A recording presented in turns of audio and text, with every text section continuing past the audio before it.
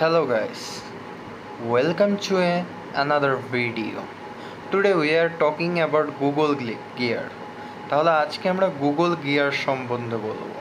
এই গুগল গিয়ারটা এমন একটা গিয়ার যেটা ফুল মহাবিশ্বর ভর কন্ট্রোল করতে পারে।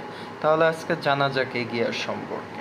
তো গিয়ার সম্পর্কে সর্বপ্রথমে আপনাদের জানতে হলে এই গিয়ার রেশিও ব্যাপারটা বুঝতে হবে। ধরেন প্রত্যেকটা গিয়ারেই দাঁত বা টিথ থাকে, অনেকে এগুলো খাজও বলে।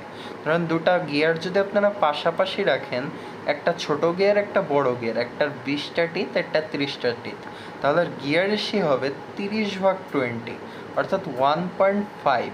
তাহলে যদি আপনারা একে 2300 RPM বা রোটেশন পার মিনিট দেন, তাহলে এখানে সহজ আমি এখানে ক্যালকুলেশন করে দিয়েছি, আপনারা দেখলেই বুঝতে পারবেন। তাহলে এই ক্যালকুলেশন অনুযায়ী আমরা পাচ্ছি তার আউটপুট 15-30 RPM। আর যদি আমি একটু 42 আউটপুট পেতে চাই, তবে আমাকে 63 ইনপুট দিতে হবে। তাহলে আপনারা বুঝতেই পারছেন গিয়ার রেশিও এমন একটা জিনিস যে একটায় যদি 2300 রোটেশন পার মিনিট হয়, তাহলে তার সেকেন্ডটায় 1533 রোটেশন পার মিনিট হবে। তাহলে এইখানে আপনাদের জন্য আমি একটা অ্যানিমেশন রেখেছি। এখানে বলাই আছে angular velocity depends on the gear ratio. ওই যেই কথাটা আমি আপনাদেরকে কিছুক্ষণ আগে বললাম। কারণ আপনারা যখন গিয়ার রেশিওটার দিকে চিন্তা করবেন, রেশিওর জন্য এই গিয়ারটা যা 2300 RPM-এ ঘুরতেছে, তার নেক্সট 1533 RPM-এ ঘুরবে। আশা করি আপনারা বিষয়টি বুঝতে পারছেন। অর্থাৎ ছোট গিয়ার থেকে বড় গিয়ার আস্তে ঘুরবে, প্রথমটি থেকে দ্বিতীয়টি আস্তে ঘুরবে। এখন he built a machine with 100 gear connected with a 10:1 gear ratio. অর্থাৎ যে এই মেশিনটি তৈরি করেছে, সেই মেশিনটির 100টি দাঁত আছে বা 100টি টিথ আছে এবং প্রায় 100টি মেশিন একসাথে রাখা আছে। অর্থাৎ আমি যে বিষয়টা আপনাদেরকে বোঝালাম, এখানে এর রেশিও আছে 10:1।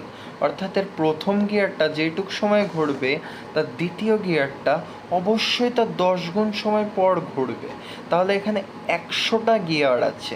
যদি একটা গিয়ার একটা রোটেশন যদি 1 সেকেন্ড সময় লাগে, তাহলে 100 নম্বর গিয়ারটা 100 সেকেন্ড পর ঘুরবে।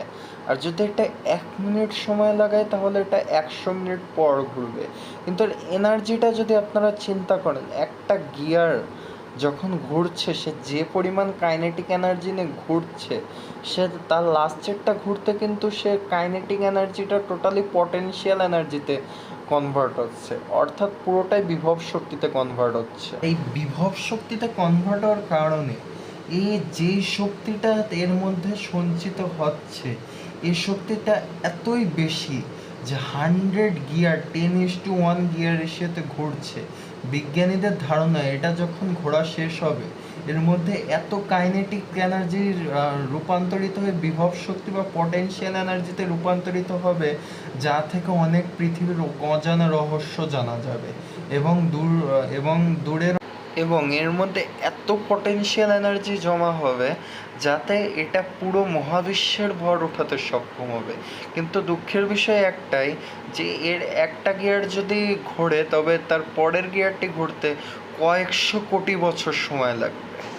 আশা করি ভিডিওটি দিয়ে আপনাদের মনোরঞ্জন এবং জ্ঞান উভয় দিতে সক্ষম হয়েছি। যদি ভিডিওটি ভালো লাগে, তবে অবশ্যই লাইক, শেয়ার এবং সাবস্ক্রাইব করবেন।